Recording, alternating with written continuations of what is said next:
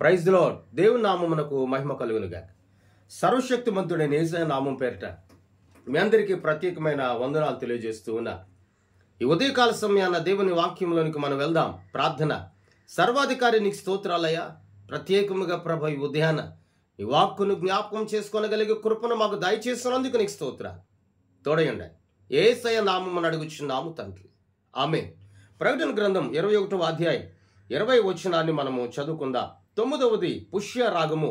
ఈ పుష్య రాగము అనే ఈ రాయి లేక ఈ ముత్యము అనేది ఆకుపచ్చ కలిగినటువంటి, పసుపు ఆకుపచ్చ కలిసినటువంటి రంగు కలిగి ఉంటుంది. అయితే ఈ పసుపు అనేది జ్ఞానమునకు సాదృశ్యంగా ఉంటే, ఆకుపచ్చ రంగు అనేది మన జీవానికి లేక మన జీవితమునకు సాదృశ్యంగా ఉంది. అనగా మనము సజీవులుగా ఉన్నంత వరకు కూడా యేసుక్రీస్తు ప్రభుల వారు మనకు దయచేసినటువంటి జ్ఞానము కలిగి మనం నడిపించబడాలి.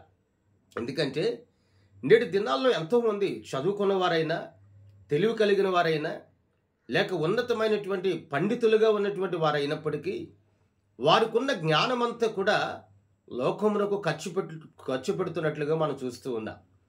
బలవంతులు, ధనవంతులు వారు చదువుకున్నటువంటి ఆ చదువు వలన, లేకపోతే వారికి ఉన్నటువంటి అందమును బట్టి మేము జ్ఞానవంతులము అని చెప్పి ఆ జ్ఞానాన్ని, వెరితనానికి జ్ఞానాన్ని లోక సంబంధమైన తుచ్చమైన వాటికి ఖర్చు పెడుతున్నా. నేటి దినాన ప్రభు అయిన యేసుక్రీస్తు ప్రభులువా నమ్మి రక్షింపబడుతున్న నీతో మాట్లాడుతూ ఉన్నాడు.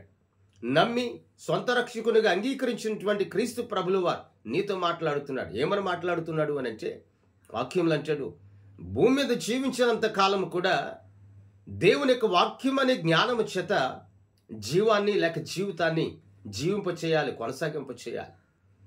దేవుని యొక్క జ్ఞానం ఎలా మనం పొందుకొనగలమంటే, జ్ఞానేను సొలొమోను అంటాడు, యెహోవా యందు భయభక్తులు కలిగి ఉండుట జ్ఞానమునకు మూలము అని.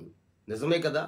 మరి ఈ రోజున లోక సంబంధమైన జ్ఞానం నీ జీవితంలో నీతిని నెరవేర్చదు కదా. లోక సంబంధమైన జ్ఞానం ఆత్మకార్యాలు జరిగింపదు కదా.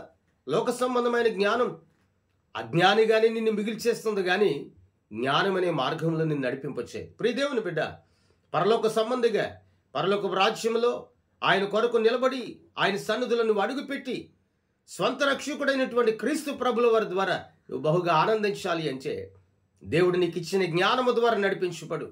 ఆ జ్ఞానం అనేది దేవుని కొరకు ఉపయోగించు. వాక్యానుసారంగా, ప్రార్థనానుసారంగా, ఆత్మానుసారముగా ఫలములు పొందుకొనుటలో, వరములను పొందుకొనుటలో, అనేకులను దేవుని యొద్దకు త్రిప్పుటలో, కఠినమైనటువంటి హృదయం కలిగిన వారి యొద్దకు వెళ్ళి దేవుడు నీకు ఇచ్చినటువంటి జ్ఞానాత్మ ద్వారా చక్కగా మాట్లాడుచు వారిని దేవుని యొద్దకు త్రిప్పుటలో దేవుడిచ్చినటువంటి జ్ఞానాన్ని ఉపయోగించు.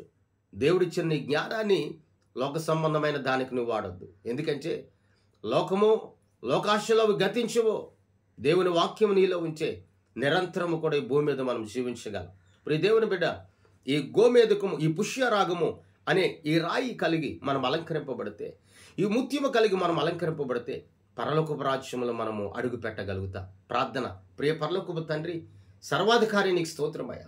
ఈ దినమందు ప్రత్యేకముగా పుష్యరాగమనే ముత్యము చేత మేము అలంకరింపబడి, పుష్యరాగమనే ప్రభా ముత్యము చేత మేము ప్రభా సిద్ధపరచబడి, ప్రభా అలంకరింపబడి మా జీవితంలో నీ కొరకు ప్రభా ఇదిగో ఉంచుకొనగలిగే భాగ్యమును మాకు దయచేయి. తోడయుండ, బలపరచు, ఆదరించు, బలపరచు. యేసయ్య నామమును అడుగుచున్నాము తండ్రి. ఆమేన్. దేవుని సన్నిధి సదాకాలం మీ అందరికీ తోడయుండి నడిపించును గాక. ఆమేన్, ఆమేన్, ఆమేన్. మీ అందరికీ వందనాలు తెలియజేస్తాను.